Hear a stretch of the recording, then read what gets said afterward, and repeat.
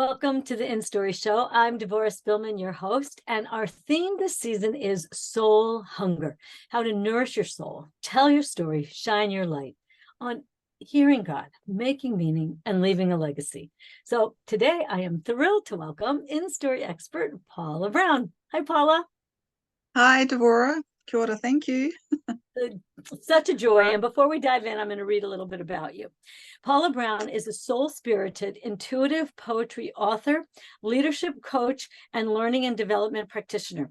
She is a business management graduate, inspiring and supporting women to forge their own signature leadership, craft, and legacy for their life's best work. She is evolving and elevating her leadership work in a new, creative way. Paula is on a mission to publish her first book. Her vision is for 1 million soul-spirited women to find and express their soul voice in poetic verse, to actively nourish their soul self, true nature, and inner wilderness with intuitive, creative expressions of sacred wisdom. Her homeland is in New Zealand.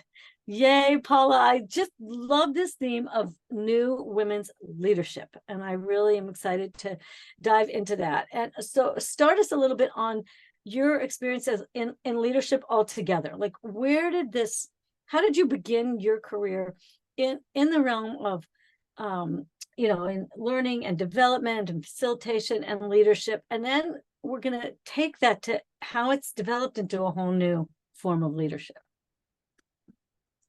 Thank you, Devorah. My career actually began with being in leadership roles, and over time, I had some wonderful experiences, different organisations, and then I transferred into a health role in a hospital, and that is where I began my more intensive learning and development work. And following that, I moved into the justice system, in the prison system, Department of Corrections in New Zealand, Aotearoa. And in that organisation, I was a regional learning and development facilitator, and a wonderful team people, facilitating leadership development amongst other programs to emerging leaders and other leaders across the North Island. It was very, very empowering work. I loved that work and made a huge difference to. In what way? It just say a little bit more about what emerged, what changed? Because when we were talking before, I was thinking, like, how do you, at each stage, you pushed on something that was stuck somewhere to move it to the next place? Yes, I believe that there was another element that I brought into my work that I wasn't fully aware of at the time.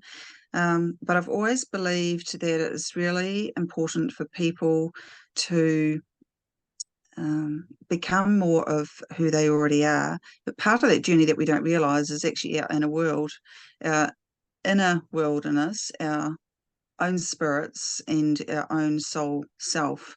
The piece that, can feel missing at times. And we know that we've got more to give. We've got, more growth to do, more expansion, but we're just not quite sure what that is and how to see that, how to reach that, how to touch that, how to feel that, and how to be that. So that was some of the empowering work, that I really, really love doing. So keep us going a little bit on how did your work develop and kind of the next stage of where it took you? Okay. So the work developed from teaching, facilitating with emerging leaders to teaching some of the more senior leadership people.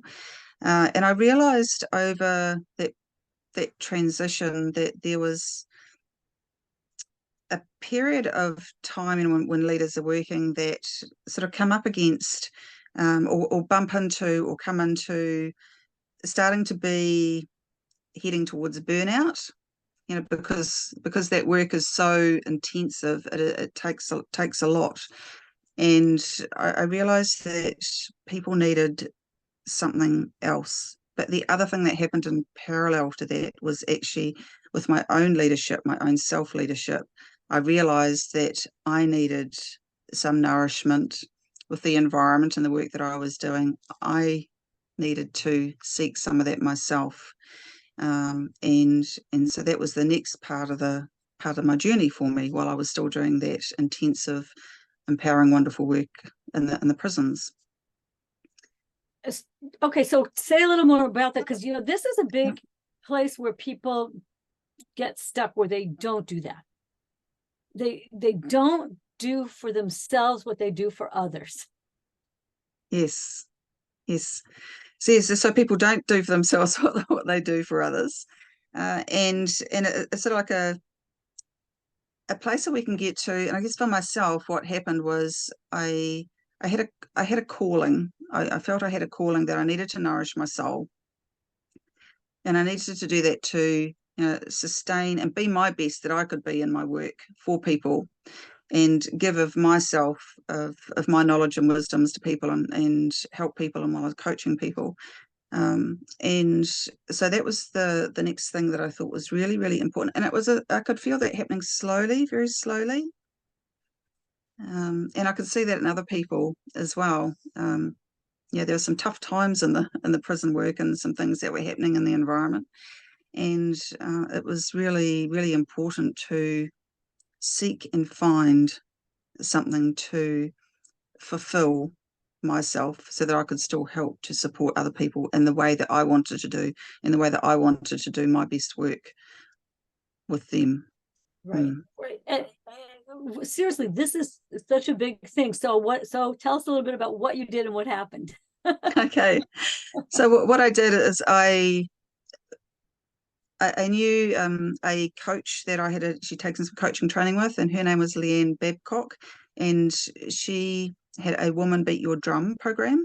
So I decided that was really, really important for me to do that work.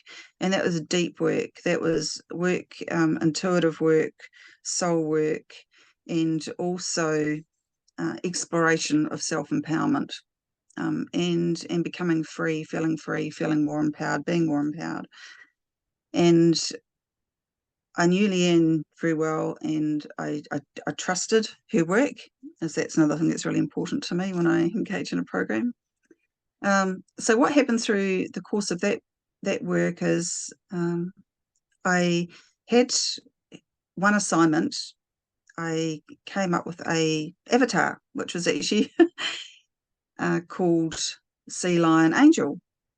Okay, and Sea Lion Angel spiritually actually represents an emergence of some kind, in coming in direct, more contact with your consciousness and your intuition. And then what happened next was that some of the assignments that we had to do, I had to ask a question of myself once a week. And what came from that was actually listening to my intuition. What came was to dance in the forest, sing a song, draw your symbols, and write a poem. And these are very spiritual things. So I actually went and did those things, and then looked up the spiritual meaning of what they were, like dancing, singing, symbols, and poetry. And this is all soul language. Everything has a connection with the spirit and the soul. And I realized at that point in time how important that was for nourishing our soul, to do these things. So I did those things one after the other each week. And I could feel, I could feel the difference that was making for me. And it was a completely different way of thinking about nourishing my soul. But it was what came to me. That was the messages that I were given. That was the work that I was given. So that was emergent in itself. So an emerging way of thinking about how to nourish your soul as a leader. Yes, and the power of that. So wait, these four things that's not what someone told you. That's what came to you personally in your process, right? Yes. I just think this is it's such an important thing to emphasize, that things come to us, and that you trusted it. And so I want you to say a little bit more about it, because it was probably very out of what you were used to doing or being. Like, professional corporate leaders don't do dancing, singing in the trees, symbols, poetry, like, this is like not a thing in the professional world. So I want you to talk a little bit about how did you get yourself to keep doing it, and what happened, like what was happening as you were honoring this more and more? As I was honoring that more and more, Devorah, I could feel the difference that it was making inside in my inner world, with my confidence, my expression, my way of being, and also being able to connect with my intuition in a way that I hadn't done before. And then I realized that connecting with the intuition and being in a different ways and thinking in different ways, having more confidence, made a difference in my own work. And that was really empowering and powerful for me. And I could also feel the freeingness of that. So it was experiencing how I was being a leader and delivering leadership training and supporting other people in a different way. And very fulfilling, very fulfilling. That is the other thing that I noticed. I could feel my soul beginning to fill up. It was being nourished. It was being nourished. Yes, for what I was giving out, I was giving back to myself and other people. Can you think of one way you can talk about how this helped you bring this into your professional work? Right? Because it's often people like say these are two different things, right? Here's what I go do, and it's all lovely and it's fun for me. And then here's where I go and do this thing over here. But you're saying that it helped you bring it in. And is there any way you can explain to us a little bit how you did that, or an example? Yes, I can think of an example to share with you. At one point in a program, I was supporting 6 young emerging leaders, and I actually injected some of that into the formal program that we were supposed to do. But I'd bring in stories, spiritual stories, actually. and yes, and one of them that I recall that stood out for me was actually at the beginning of the program, and it talked about taking people on a journey. So it wasn't just about learning this, and this is what we do in leadership, and this management technique and that, and this. It was all about looking at the leaders from way back in ancient times to Mesopotamia, and how the dancing and the singing and the symbols, the importance of these symbols, and writing. So it wasn't just about poetry, but about writing, how they connected with their people, how they connected with themselves and with others in this group, and their openness and vulnerability to share, but also think about how that could relate to the work that they were doing. So think about those things metaphorically in their work. Yeah. How do they dance when they are talking to their people about a vision? Yeah. Right. So you took it into that realm, which of course I love, which is image and metaphor, Yes. right? Yes. Yes. Yes. And every session, when we got together, we would come up with something, and have people prepare, go away and do a little bit of research and come back, but relate everything to how they were and how they wanted to be, and what was the bridge between that. Yeah. Yeah. And how they helped each other cross that bridge as well. Wow. And were you able to see that they had a different quality of leadership as you began to develop this more? Yes, yes. So that program was over 6 months, so I could absolutely see the growth in the people. But it was one of the other things that stood out for me was this other element, bringing the excitement to wanting to learn, and the motivation. It was internal motivation, but an enjoyment in doing that. and wanting to reach and stretch. Yeah, and think in a emerging way, in a different way, because this was emergent for them as well. Yeah, so help them to expand their own thinking and way of being. So if you keep us going, then you started to develop these 4 steps even more, right? So they say a little bit more about that. Yes. So developing the 4 steps, that led to a further process, which I call a constellation. It led to some even deeper work, and that led to deeper work in poetry. Actually, was where that process took me. So that was another powerful part of my own emergent spiritual development. And I found that was incredibly fulfilling and incredibly nourishing. And that work actually led to my own ways of being more confident, being more vulnerable, and being more courageous, which are all things which are really, really important for leaders. And be seen, be more courageous to be seen for who we really are deep down, being self, coming home to oneself, coming home to one's own nature, being in one's nature. Yeah. So I realize in the corporate world that can be that we put on a facade a lot, to meet the needs and the demands of other people and expectations of people and the cultures within organizations. So being able to be who we are and express who we are can be challenging at times. Yes. But were you finding that there was starting to be more acceptance that this work was valuable? I mean, you did this work there, so I guess the next stage is like, what, especially for women, like what is a more feminine role of leadership, a more feminine nature of leadership? And I think some of the work you're doing is to empower women to find our style of leadership. I don't, can you speak into that a little bit? Yes, I can absolutely, Devorah. For me, it is a process of finding our inner creative self.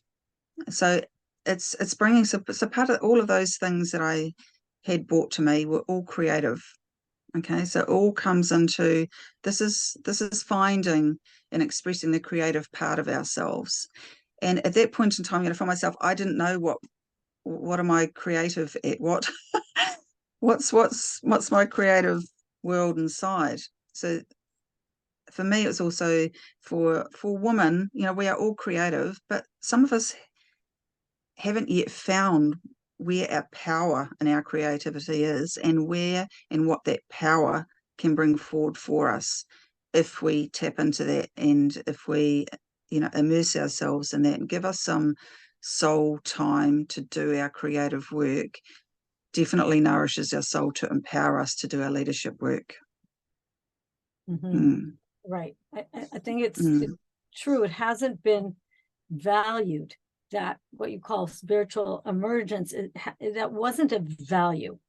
And this idea for me is really exciting, of integrating these worlds together. I'm always all about that. And InStory is also all about how do you integrate all of who you are, which is why I'm always harping on women who come into InStory to bring your old self forward, even though you're creating a whole new thing, because that integration is powerful, which is what I really see you doing. And so maybe talk a little bit more about how this is developing now in kind of your vision of the creative expression, but also and spiritual emergence, and also leadership. So say a little bit more, maybe how it's happening now in InStory, how it's happening in this moment, and where it's going.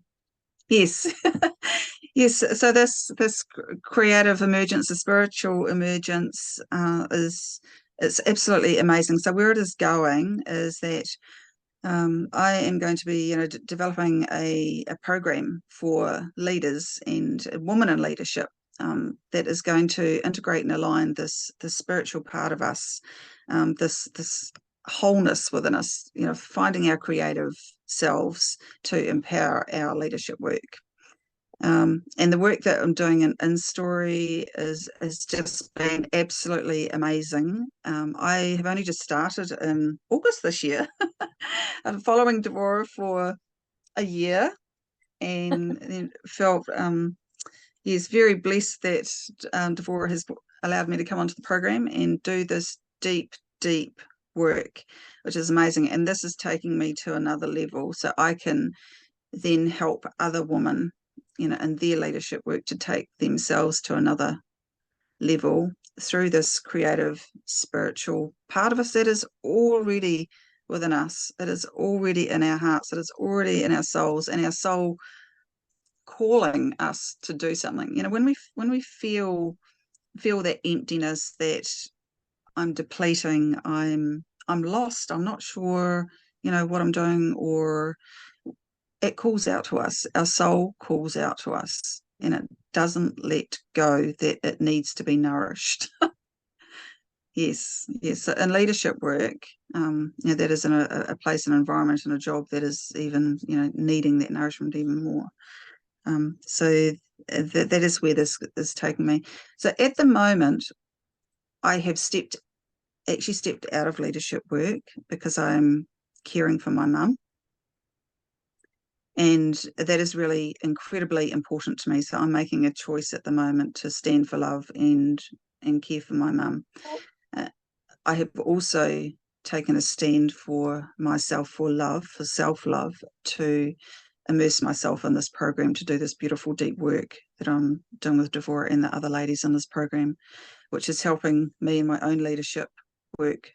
And then I will, when I step back into the corporate world, I will bring my work back in a new way for women, in a different, feminine, higher powered way, higher spiritual way, that women wouldn't have experienced before, and that they will value and nourish their own souls. That is my vision, and to bring that creativity through, express their soul voice in poetic verse. Yeah. And what really strikes me that I admire about you so much, and I think is such an important model for so many other professional women, is when powerful professional women make a choice to pause their career. We used to talk about all the time for taking care of your children, but now we're also really talking about this powerful choice to tend aging parents. And I was saying how it's a very powerful choice, but you don't feel powerfully acknowledged by the culture as you do when you're in a leadership career role. And it's important, I think, that we acknowledge each other for these kind of choices also. And I would say it's also giving you opportunity to do this much gentler spiritual development work.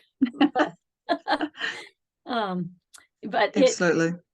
But it is something that I think it's important. I just want to mention it now for so many women watching. I'm sure some of you have already done this, and some of you will do it, that it is what I call a very right choice, but it has a cost. But the cost is not wrong, nevertheless. And the fact that you're doing InStory while you're doing that is a healing. It helps to do something soul nourishing and inspiring while you are giving so much.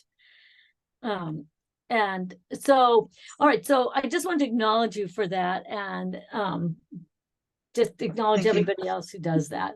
It's important. So tell us a little bit about your free gift, so people can see how they can get hold of a little bit of this juicy work.